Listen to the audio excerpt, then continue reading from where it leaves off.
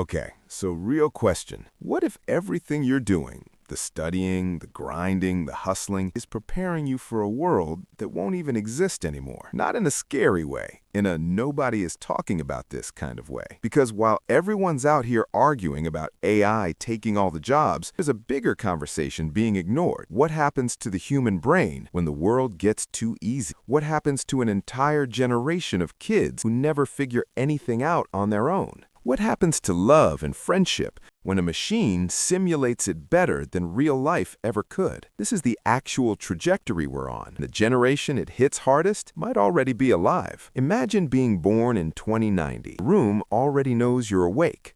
Lights slowly brighten on their own, your playlist starts up automatically, and before you even sit up, your AI hits you with, "Good morning, you got 6 hours sleep. Want me to reschedule your morning?" You're literally 12 years old. And the craziest part?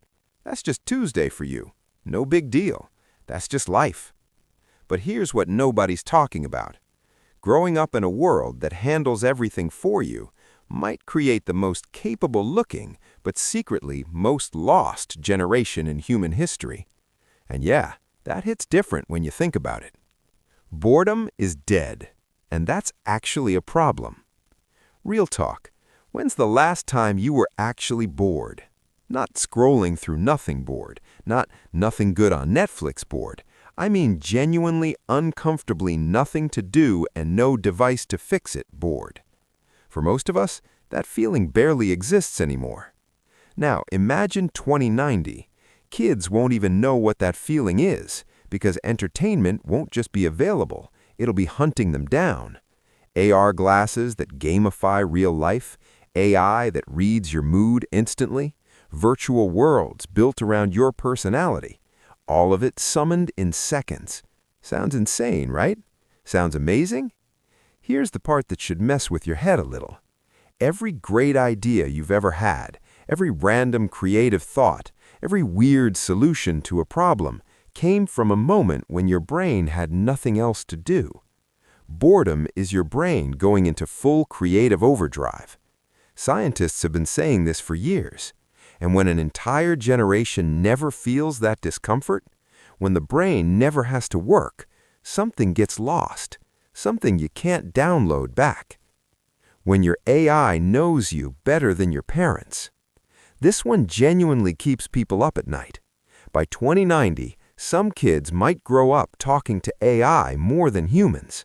Not because their parents are bad, not because they're antisocial, but because AI will be better at literally everything. Homework help? 2 seconds, no attitude. Test anxiety? AI counselor right now. Lonely at 1 a.m.? AI companion, always available, never tired, never distracted, never moody. Honestly, sounds convenient as hell, right? But here's the uncomfortable truth hiding underneath all of that. Real relationships are not convenient. They're awkward as hell. Your best friend says the wrong thing, your parents just don't get it, your crush leaves you on red for 3 whole days and you completely spiral. That frustration, that confusion, that messy back and forth, that's not a flaw in human connection. That is human connection. That's literally how you build emotional strength and resilience. Now imagine growing up where everything just works, where every system gets you perfectly every single time. Real people start feeling broken by comparison. Too slow, too messy, too complicated. And you might not even realize something is wrong because you never knew what you were missing. 1 million followers still feeling invisible. Here's the plot twist that hits hardest. Kids in 2090 will probably be the most connected humans ever. Every device linked, every memory saved, everyone reachable in an instant. And yet, psychologists are already noticing something deeply uncomfortable right now in 2025. The more digitally connected we get, the lonelier a lot of people feel. And you probably already know exactly what that feels like.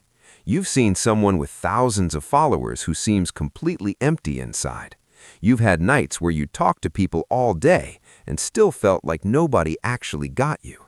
That feeling? In 2090, that might be the defining experience of an entire generation. Because likes and follows, they're not the same as one person looking you in the eyes and actually getting it. No algorithm in the world can ever fake that. But here's why I'm not worried. Every single generation in history, every single one, had older people saying, "These kids are finished. Too much TV, too much internet, too much social media." And every time, the generation figured it out anyway, because humans are genuinely built different. Kids born in 2090 will adapt. They'll find their people. They'll fall for someone who makes zero logical sense and do it anyway. They'll stay up until 3 a.m. talking about stuff that actually matters. They'll create things we can't even picture yet. Because here's what technology has never been able to touch, and trust me, people have tried. That feeling of belonging somewhere. That moment when one person actually understands you. That question you can't stop asking no matter how old you get. Who am I, and what am I even doing here? No AI answers that. No algorithm solves that.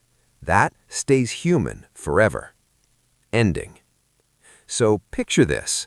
A teenager in 2090 pulls up old footage of us. No smart homes, no AI assistants, no personalized anything. Just kids, outside, bored, figuring stuff out the hard way, getting lost, messing up, starting over. That kid in 2090 is going to watch that and think, "Bruh, how did they even function?" But then they'll keep watching, and somewhere in all that chaos, they'll recognize something that feels strangely familiar. Because no matter what year you're born in, no matter what world you wake up inside, every generation is out here asking the exact same thing. Who am I? Do I matter? Does anyone actually see me? And that question has never once been answered by a machine. It only ever gets answered by living.